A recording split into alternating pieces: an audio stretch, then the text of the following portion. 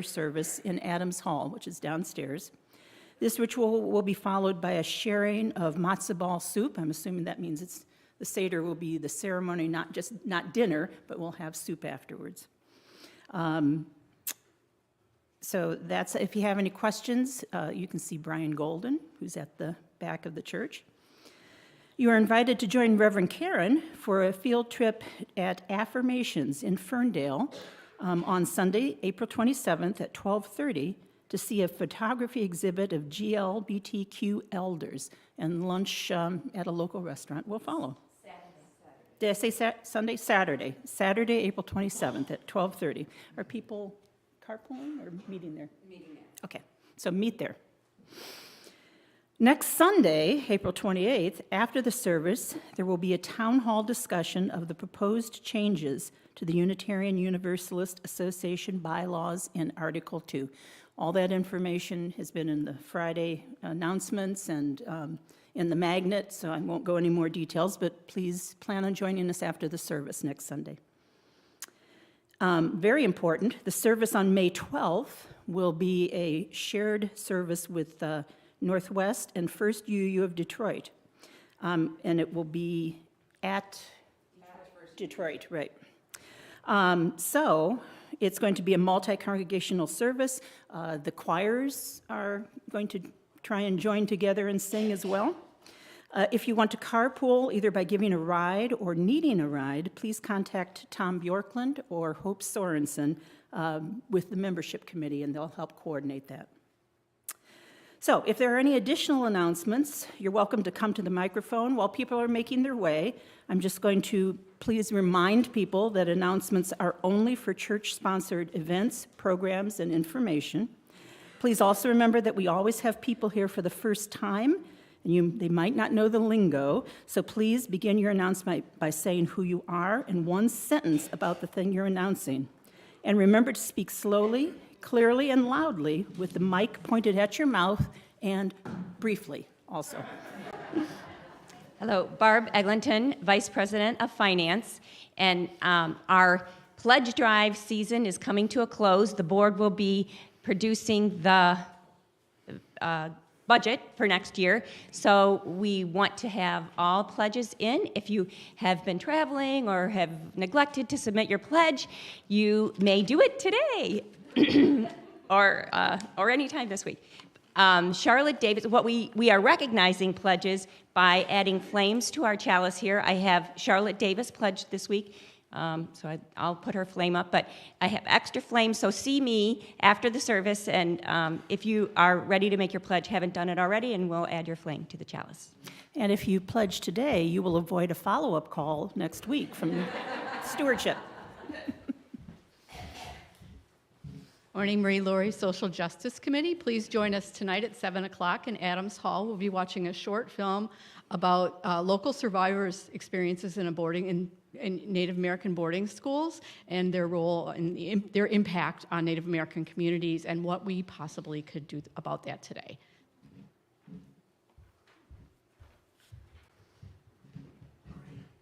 Good morning, Yvonne Wyborny with Social Justice. Just wanted to remind everybody that the Crop Hunger Walk is coming up on Cinco de Mayo, May 5th. And you're welcome to sign up to be a walker. Just see me after the service. I'll be downstairs in Adams Hall. And I also wanted to let you know, so Church World Service is 75% of the funds raised goes to Church World Service, which does good works around the world, including like creating sand dams to trap water, like in places like Africa where it can rain like crazy, or huge droughts, and so it traps the water so that people have enough water. And so what I learned from some folks who went to see the projects is then the girls can go to school, because before that they used to walk maybe for miles to get the water. So anyways, and then the other 25% goes to 5 local food pantries. So anyways, and so we have a lot of walkers from our church, so you're welcome to make a contribution to one of our walkers. So if anyone's walking, if you could stand up either here or at another location, you can make a contribution to any of these folks, so thanks. And anyways, and thanks for contributing.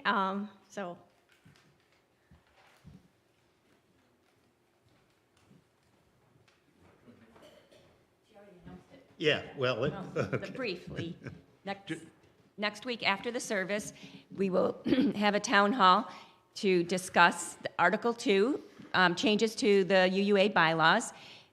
I will be speaking for 5 minutes in favor of the changes.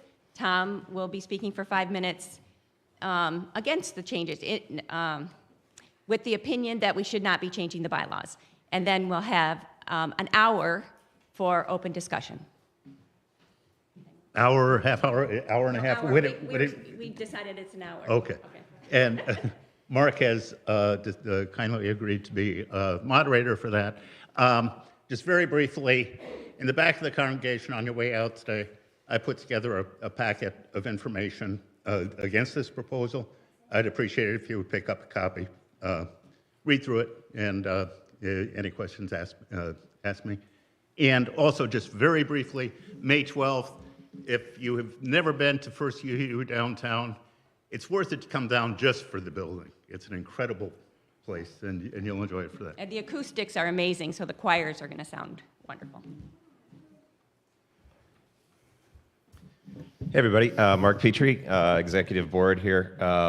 Liz couldn't be here today, so she asked me to just read what we had in the e-blast about General Assembly this year, because very important information. I want to make sure everybody knows about it. UUCF gets 3 delegates who are able to vote on national business at the UUA General Assembly. This year, GA is virtual and will be held June 20th to 23rd. We're looking for 3 individuals to serve as business-only delegates on behalf of UUCF. If you're interested in being a delegate, please submit a delegate candidate statement, and that's in the e-blast, or just see me after church. I'll help you fill it out. All submissions for delegate candidates must be received by today in order to be considered. We will vote on our delegates at the annual congregational meeting on May 19th. Thanks a lot. And just for the people who are business delegates, it is free. You do not have to pay a fee to attend to do the voting. So thank you for all the announcements. Please check the UUCF website and the order of service and emails and magnets for additional announcements. Now, if you will please rise as you're willing and able for our hymn from the Gray Hymnal, number 44, We Sing of Golden Mornings.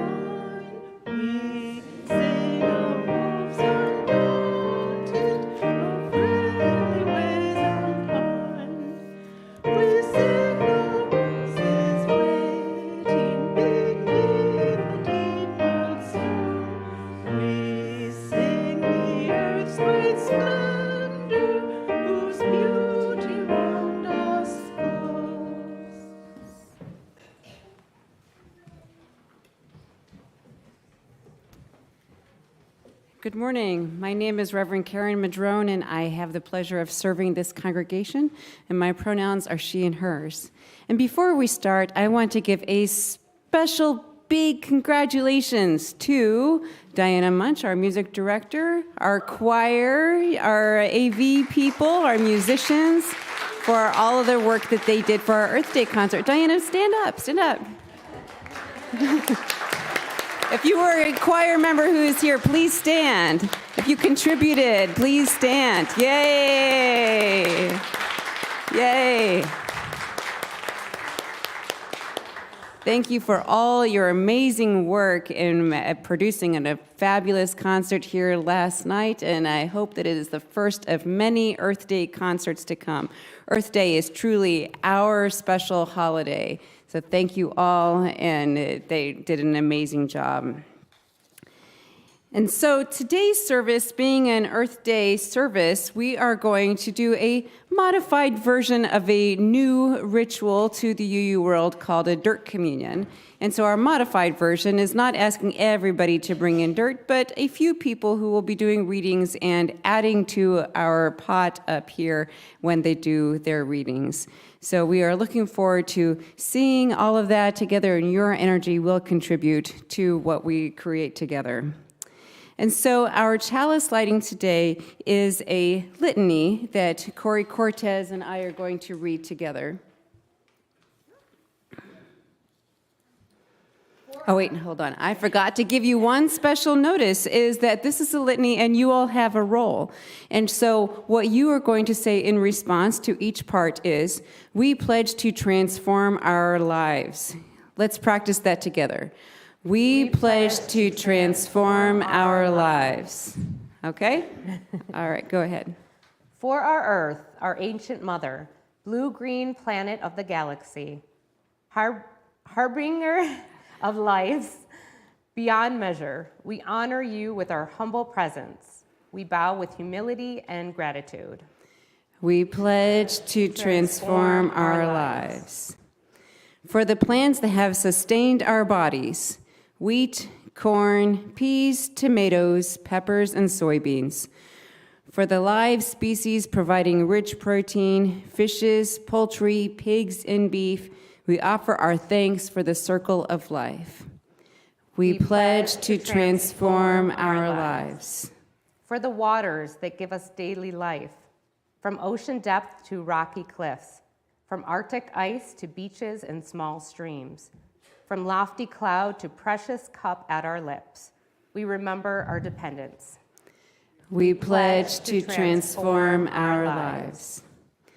For the mountains rising to challenge our greatest aspirations, for the deserts transformed in a torrent of rain, for the forests thick with trunks marked by rings of wisdom, for roots interconnected web, for the new life within the heart of a seed, our souls respond in awe.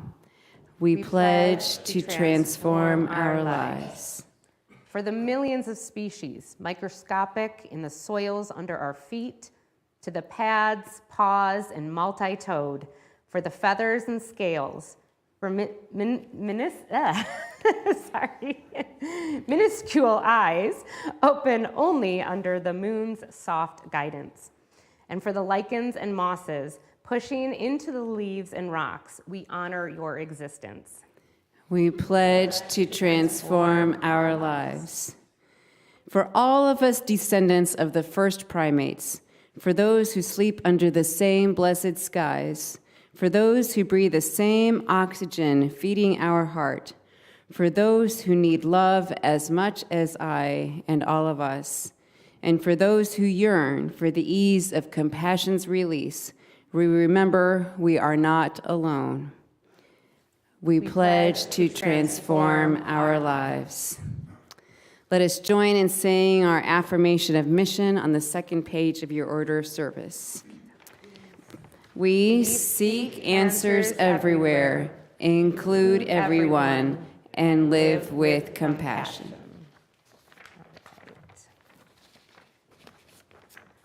Okay, good morning, everyone. I am Corey Cortez, the RE coordinator here, and my pronouns are she and hers.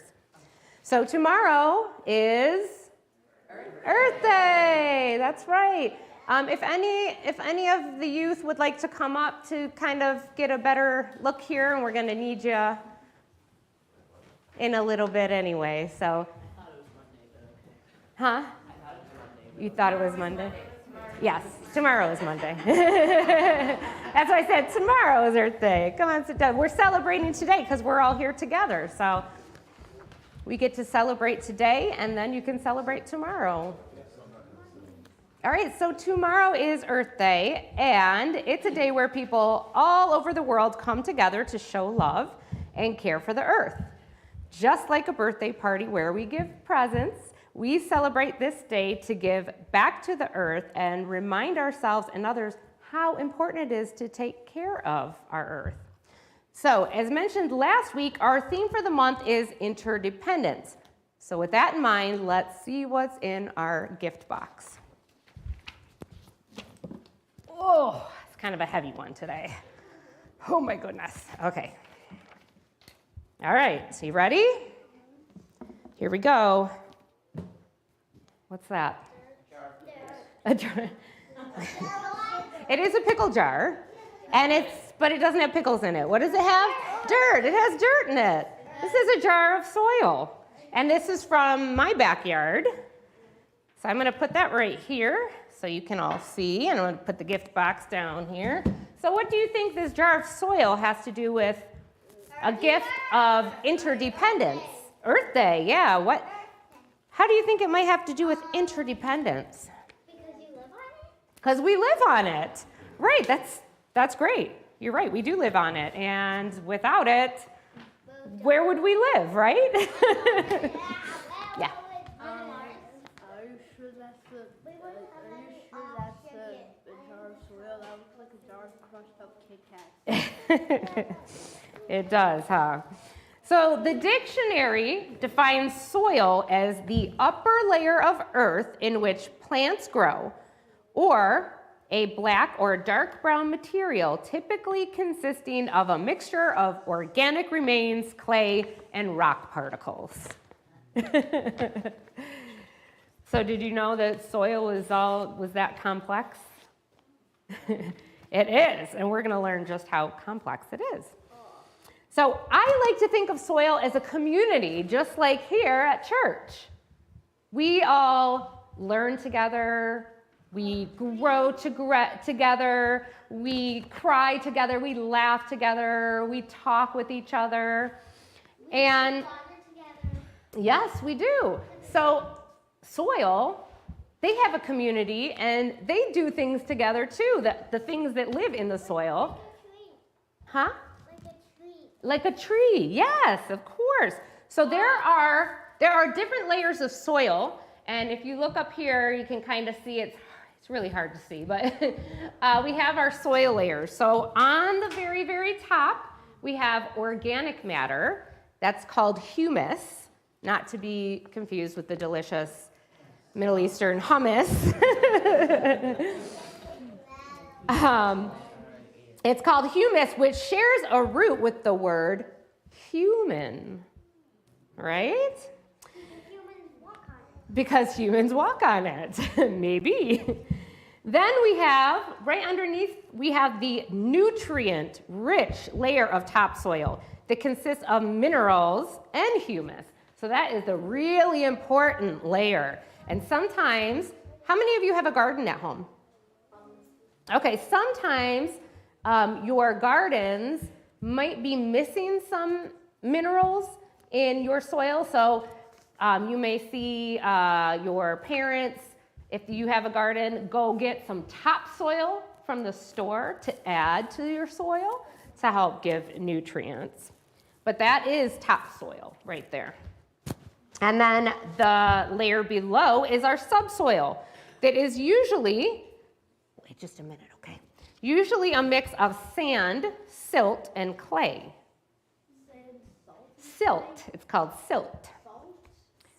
Silt, yep. And finally, at the bottom, we have our parent rock and sometimes bedrock.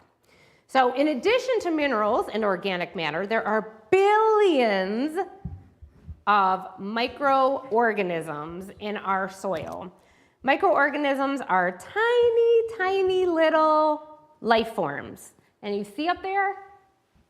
They don't look like animals that we see. Can you all see those little microorganisms there? They don't look like animals that we see, like the birds and the squirrels running around. And they're so small you can't see them with your eye. You got to look into a microscope. That's why they're called microorganisms, right? So there's tiny little life forms like bacteria and fungi.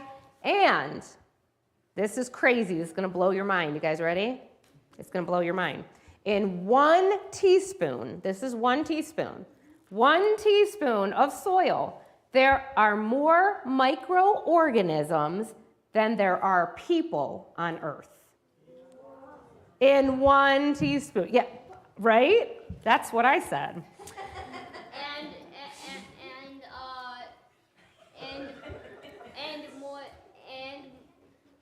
And more guns in Ohio because. Okay. All right, let's stay on topic. Let's stay on topic here. We're talking about soil. All right, so we'll talk. Tell me about it later, okay, bud? Thank you. All right, so these microorganisms, together with fungi and animals in the soil and the roots of the plants, make up the community of the soil. Just like Sibby was saying, the trees, right? The roots from the trees. They're part of that community. Sorry about that. So just like we humans need to get certain nutrients from our food to be healthy, so too do plants. And plants are sunlight powered. Did you know that? That plants make their own food from the sun? Yeah. Well, I'm glad you learned something. Plants are sunlight powered to make their own food out of air and water. But just like we can't live healthy off of only carbs and sweets and sugar, right? There are some nutrients plants need that they can't get through photosynthesis. And luckily, they've developed a system of exchange with soil microbes, those really little guys. So this is a lot to see up here, but you can kind of see this big food chain and the community that we have in the soil. So I'm going to tell you what's going on here. The microbes are able to break down minerals in rocks or capture nutrients from the air, and the fungi does this too. And in this other ways, they get nutrients into forms that plants can take up.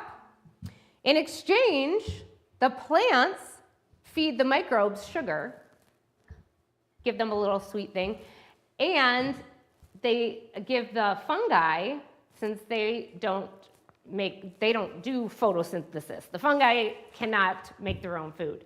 So the plants help feed the fungi.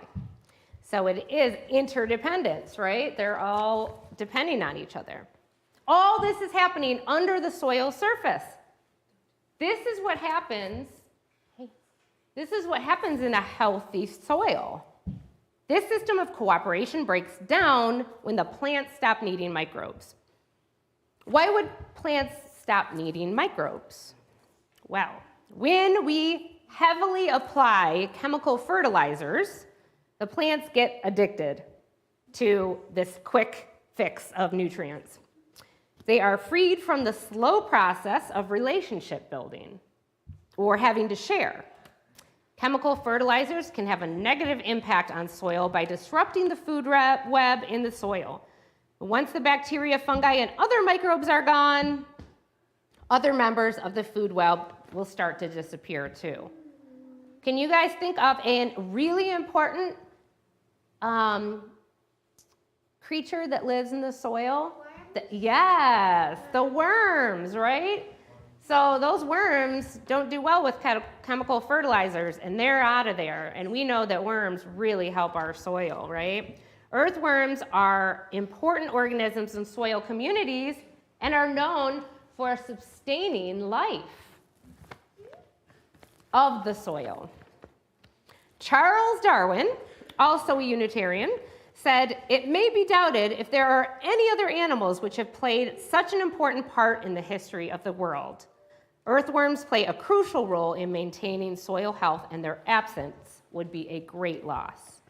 So with the use of chemical fertilizers, the community breaks down. The next year's crop will need the chemical fertilizers to do well, because the interdependent relationship between plants and the soil community has suffered.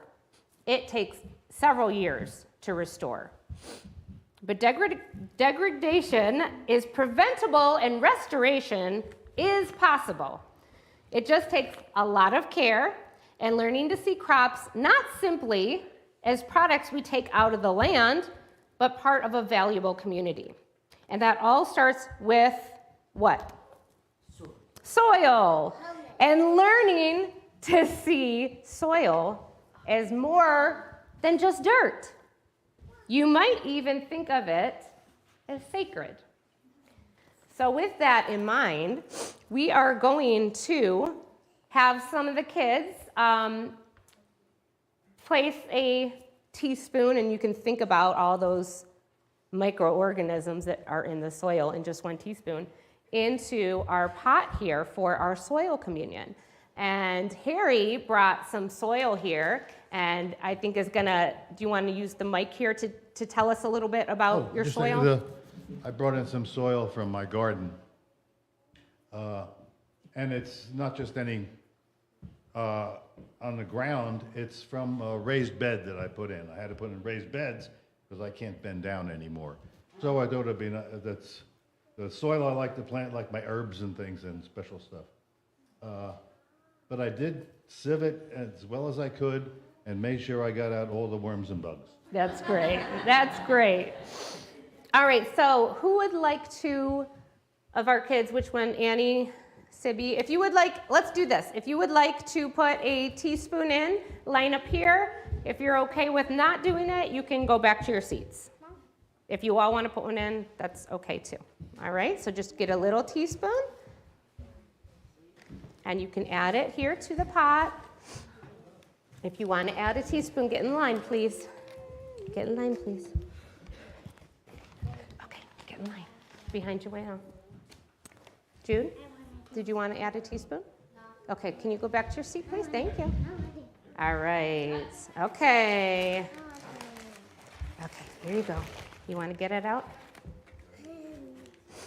And after this, we are going to have our children are going to go to their classes. So if you are in a row that has a ribbon, there's red, orange, there's a rainbow ribbon. If you want to get that ready for our kids, we're going to walk under the... Are we going into nursing? Yes. All right. Sibby, you and Ari, did you want to put one in? All right. And we're going to sing the children out with number 414 in your gray hymnal as we leave this friendly place.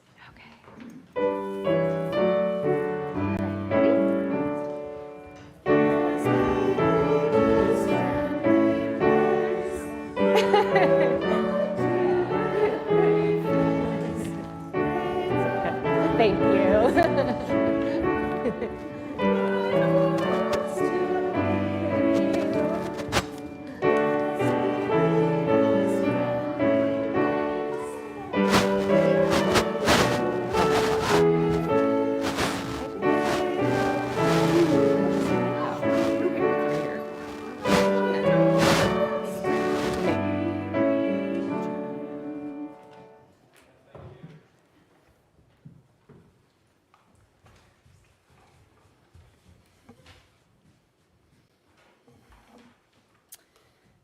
Please cooperate with me here.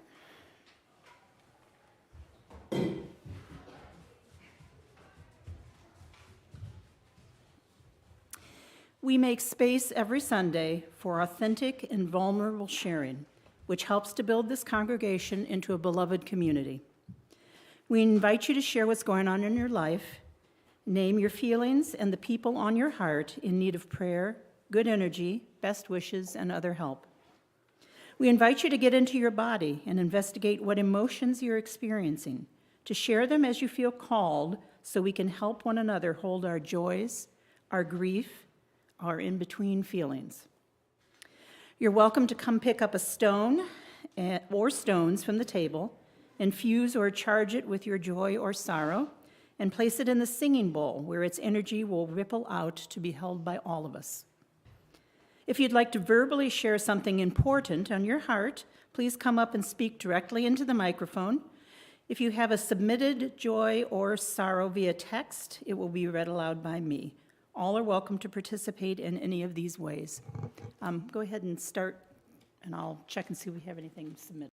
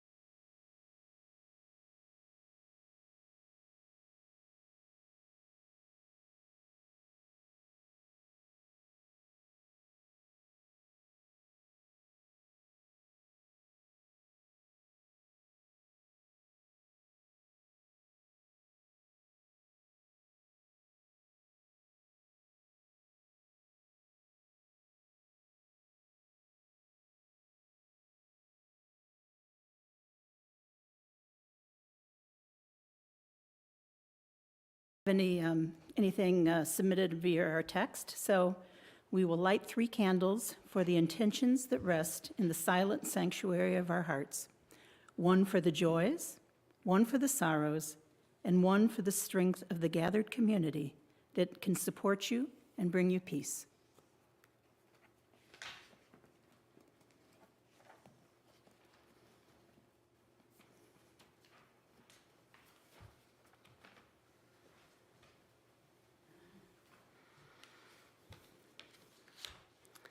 Let us take a moment to take all of the both spoken and unspoken joys and sorrows within our hearts, both within our own personal physical selves, our own lives, people we know in our larger community, our family and friends. We know that we are impacted by so many people, and we all carry that with us all of the time. I ask you to please bring all of that energy to you here now.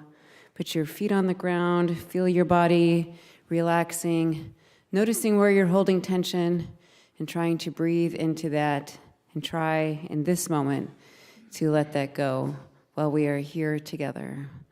Let's take a moment of quiet meditation together.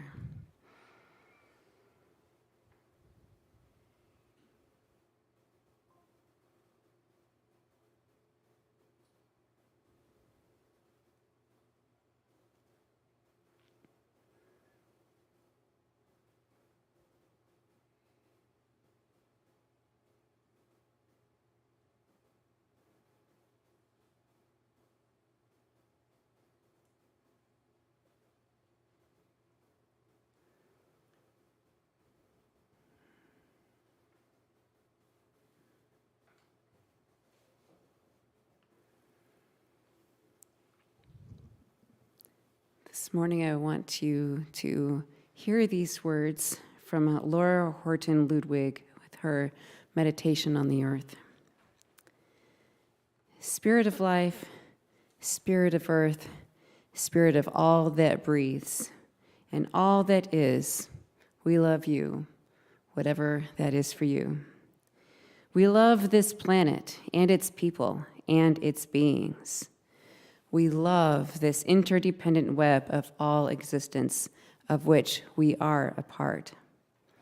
We love it all, and we want it all to be well and blessed and healthy. But we are human, and as a people, our hearts are still small. So often our love and our sincere desire for the well-being of all is not yet enough to restrain our desire, to restrain our collective desire for more for ourselves, more money, more power, more things. So often we act in the service of that desire for more in ways that harm our fellow humans and the countless beings with whom we share this earth, just like we learned of the billions of animals in a teaspoon of soil. And so often, even when we would do otherwise, we feel powerless. The problems are so big, the scale so enormous. What can one person or one small group really do? But today, let our prayer be for hope and commitment to stay in the struggle, to do what is right as best we can each day, and to love you, spirit of earth and ocean, stars and rocks, beings of every kind, not least our human neighbors. To love this glorious whole as we love ourselves, for we are you, and you are us. Blessed be. Let us hold another moment of silence here together.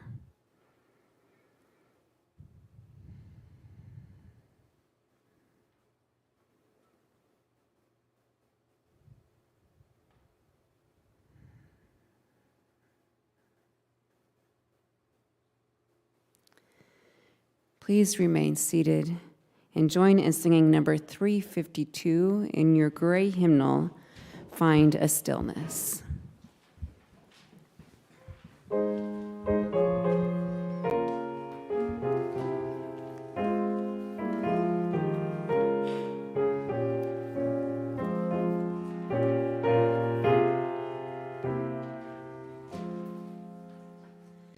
Find a stillness, hold a stillness, let the stillness carry me.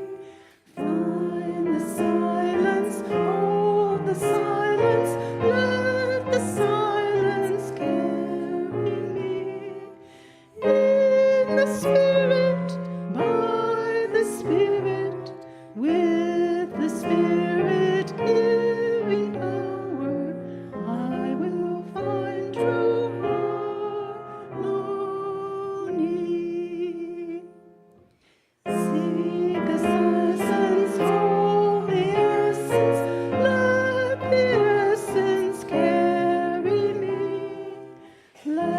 let me flower, help me flower, watch me flower, carry me. By the Spirit, with the Spirit giving power, I will find true harmony.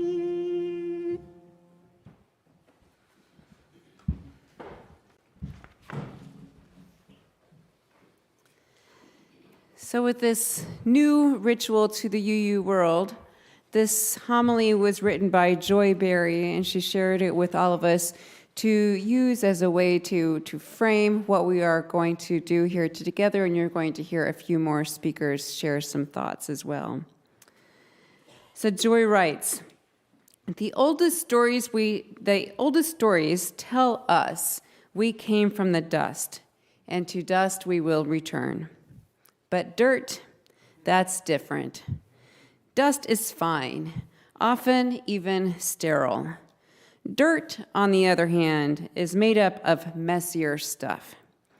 Dirt is mostly bits of weathered rock broken down to dust and clay and sand. But the most important part of dirt, and what keeps it from being just bits of clay and sand and dust, is life and death. Organic matter from dead things like leaves and roots and bugs and, yes, larger animals too, make up the actual good stuff in dirt. Nothing would grow in bits of sand and clay and dust without organic matter from once living things. As they decay and break down, they release vital nutrients and make what we call soil. And living creatures play another important role. Animals, like moles and earthworms, move dirt around, putting air and more organic matter, the scientific name is poop.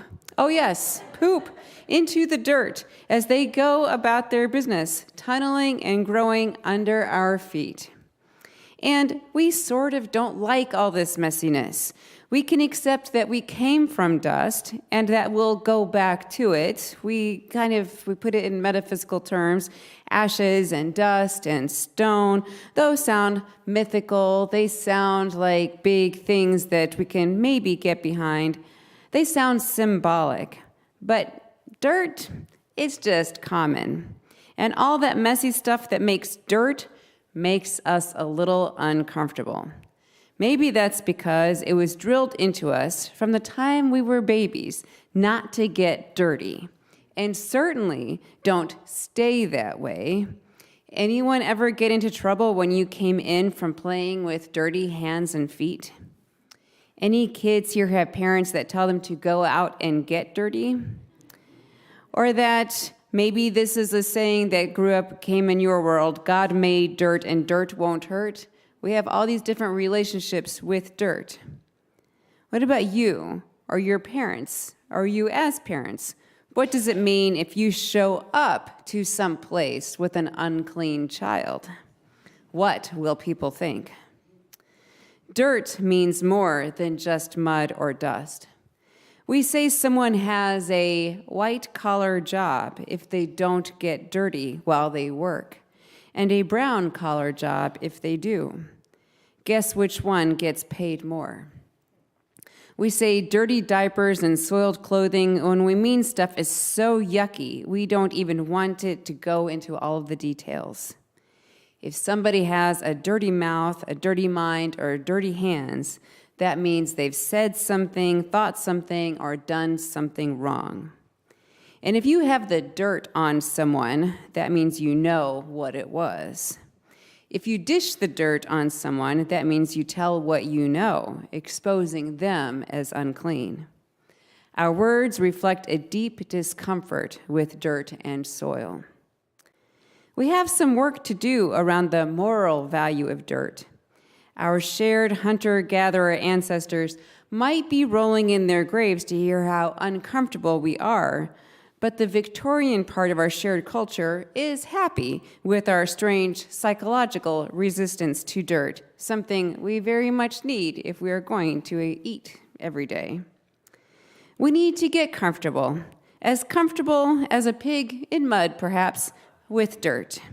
You see, dirt needs us to get over this whole obsession with clean thing. Only a few feet of dirt on this whole earth. You don't have to dig down far before you hit solid bedrock, depending on where you are. And yet, every terrestrial plant, from moss and ferns to potatoes and carrots, from dandelions and roses to kale and blackberries, to apple trees to redwoods, all depend on it. It's been called the ecstatic skin of earth, and yet we treat it like, well, dirt. We spray it with pesticides and we drench it with antibacterial chemicals that kill the parts of soil that make it alive. But that can all change. We just need a new story. We talk about the importance of stories here a lot, don't we? We know the old story about dirt, not the one so far back that it said people came from it or its cleaner first cousin dust, but the one we've heard from the cradle on about how dirt is bad. But what about new stories? You see, scientists are still learning all the time about the world around us, and they are learning that dirt is actually good for us. Not just while it grows our food or holds down our trees' roots, which we know we need it for to do that too, but good for us like sunshine, like water, like vitamins. How? It turns out that children who get dirtier have less allergies and less asthma as they grow. You ever see a toddler eating dirt when you put them down outside? It turns out that tiny bits of ancient dead creatures in soil create something called endotoxins that, when ingested, stimulate our immune system.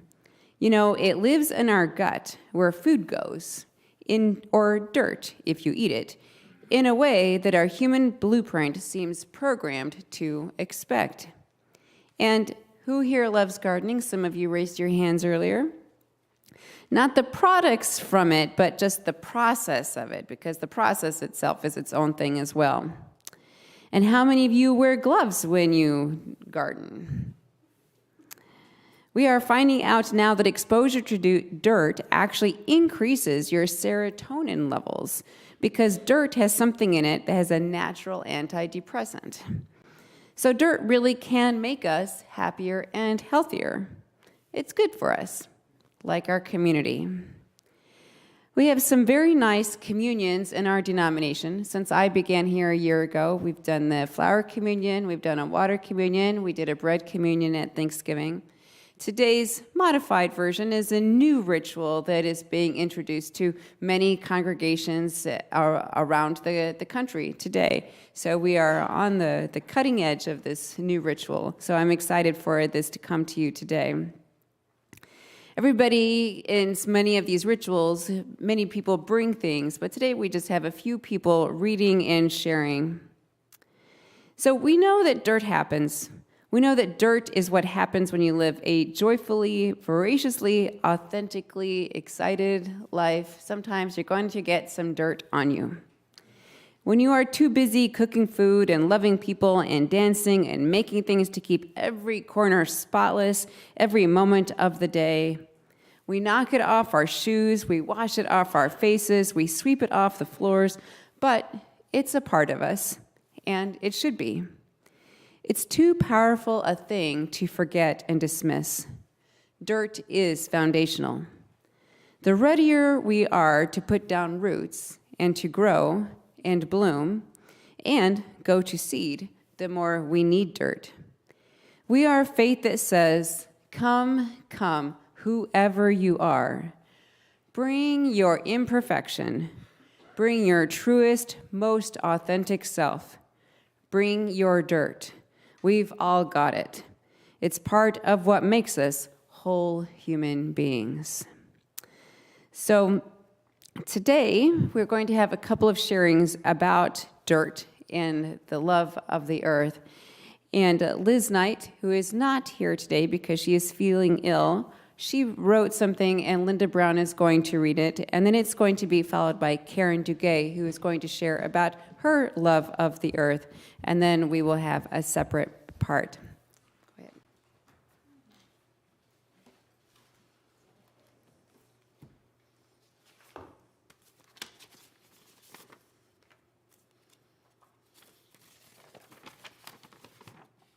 So this is written in the first person, so just realize I'm Elizabeth Knight for a second.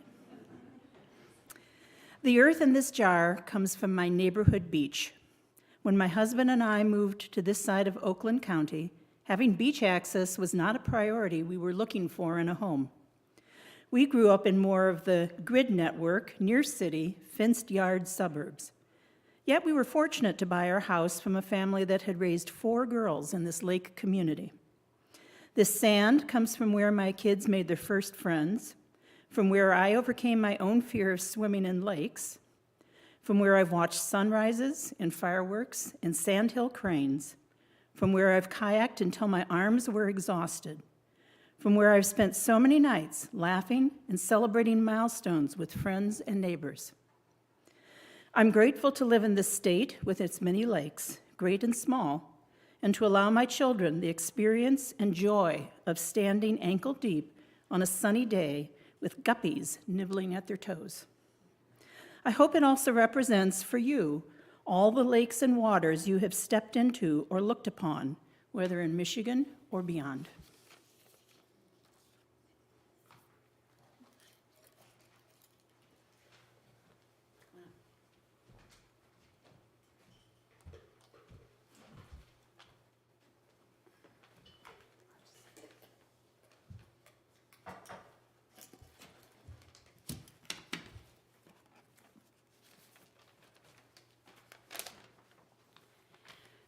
Good morning. My name's Karen Duguay, and I was asked to share with you some thoughts about how I feel connected, inspired, and responsible to our earth. I'd like to start by sharing a little bit about when I was a young girl growing up in the outskirts of Pittsburgh. My backyard had an apple, peach, plum, pear, and cherry tree.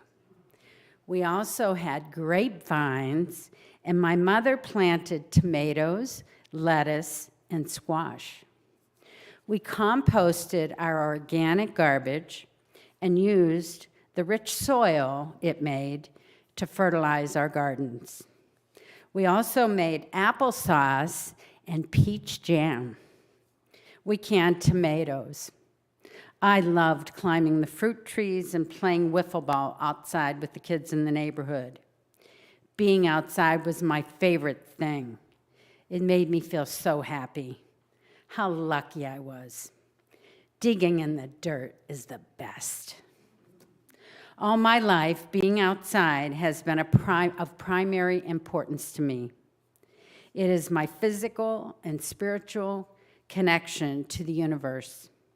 Whether I was sailing across the beautiful blue waters, shushing down the snow-covered hills, cycling on the open, winding roads, or paddling down a rushing creek, the feeling of nature's elements, whether warm or cold, made me feel so alive and invigorated. Nowadays, I no longer risk injuring myself to enjoy the outdoors. Actually, I think slowing down has helped me appreciate it more. Over the past 5 years, I have camped at many of the national parks across the country. And last summer, Brian and I camped around the entire perimeter of Lake Superior. Mother Nature sure makes me feel awestruck and humble. In addition to enjoying the outdoors, I do try to be conscientious about my consumption of goods. I recycle and repurpose items as much as possible. I still can do better. That's why Earth Day is so important. It reminds us of our responsibility to protect our planet. Remember, take nothing but pictures, leave nothing but footprints.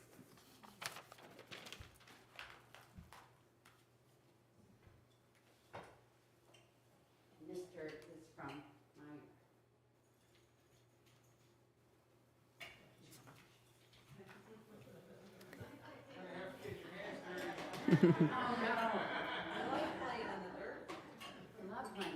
Come on up. And now, with the help of Helen and Barb, we're going to have a special blessing of this of our earth while they pour in some of their own. Earth, clay from which we are made and to which we will return. Soil, rich and aromatic, crumbling in my fingers, dark under my nails. This, cleansing dirt, the natural filter for aquifers, holds life. Once weathered rock and dissolved mineral, now joined with humus, decaying material feeding hungry fungus and bacteria. You are living, made of living organisms and giving us life. Forgive us for treating you like dirt.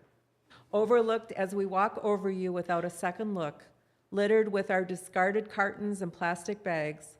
Forgive us our seeping toxins from clever industrial innovations. Forgive us and accept these seeds. Seeds, promise of future life. May you germinate and live into your full potential. Let your roots feel and follow the earth's gravity down, and let your green shoots break through the surface and feel the light. Future plant, thank you. Thank you for converting the sunlight into chemical energy that allows life to flourish. Thank you literally for the food we eat. Thank you, and accept this water. Water, fundamental compound. We are only a part of your journey. Little puddles making mud, cumulonimbus clouds above, glaciers melting us, over us tower, sprinkling in a springtime shower, the unimaginable expanse of an ocean's depths, vapor in our dying breath. You are in all of us, in every cell of our being. Water, continue to flow, continue to allow life to grow, continue to quench our thirst, continuing your cycle through the earth. Transpiration and evaporation, condensation and precipitation continue to filter and trickle into streams, finally reaching the sea, only to continue your journey again into the air. Air, solution of gases, invisible but felt, held and heard. We feel you as the air pressure changes and the trees' leaves dance in your wind. We hold you in anticipation. You are our life breath, flowing in and out of us and all. Oxygen in, carbon dioxide out. Inhale, exhale, flowing back and forth between plant and person, algae and animal. We hear you, air. You are the conveyance of our encouraging words and uplifting music as your waves vibrate. You surround us and expand throughout the atmosphere, beyond the stratosphere, toward our sun. Sun, little yellow star, great source of life's energy, bringer of light and warmth, harbinger of the new day as we see you again after another rotation on our axis. Roiling radiant plasma, your solar rays give us hope. Hope for a new tomorrow, hope for warmth after a long winter, hope for light when the future seems dark and oh so hard to see. Brilliant giant sun, shine down on our little earth.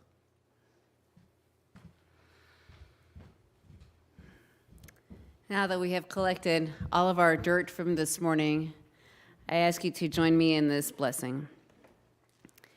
In the knowledge that we are all of us imperfect, but come together in communities of grace. In the belief that we humans share an origin and a common destiny. In a sustaining faith in human redemption and growth. In the wisdom of science that tells us dirt is an important part of our own health and happiness. in understanding that all living creatures are connected and have a right to have healthy soil, in hopes that we all continue to grow together in mind, body, and spirit, we bless this dirt. May we never forget our connection to the earth, air, water, sun, and seeds.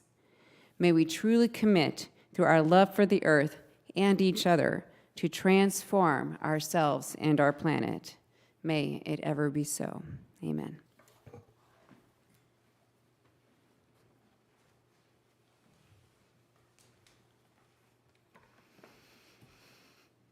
Generosity is one of the spiritual values we recognize as central to our personal and institutional well-being. You are now invited to participate in the blessing of giving as the ushers come among you to accept the gifts of the congregation. You may also give online via the QR code on the back of the order of service. Thank you.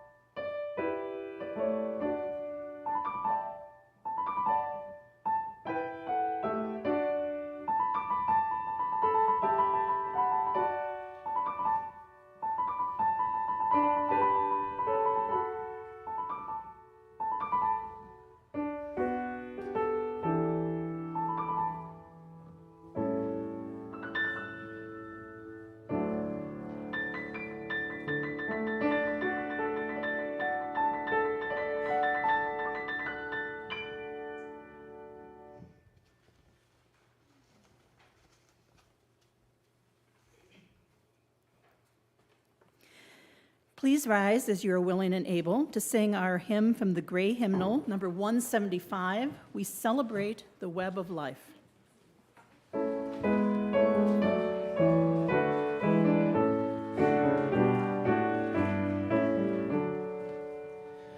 We celebrate the web of life, magnitude we sing, for we can see the divine in all and everything.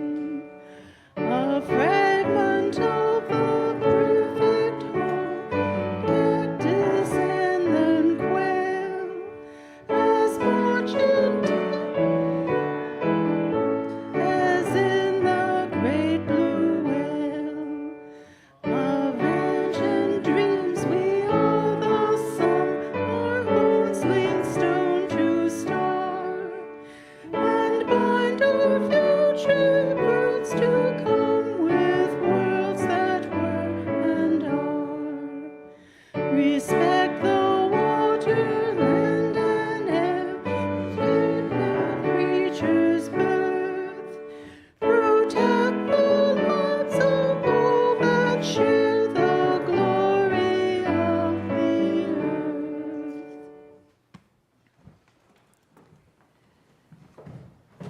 From our Unitarian ancestors who remember we are one. From our Universalist ancestors who remember we are loved, and we share that love with the world. Our closing words come from Denise Colley. Love our earth. Take action to consume less wherever you can. Use less energy. Respect water. Respect dirt. Be cooperative, collaborative, and build creative community like the moss and the mushrooms. We all depend on it. Amen.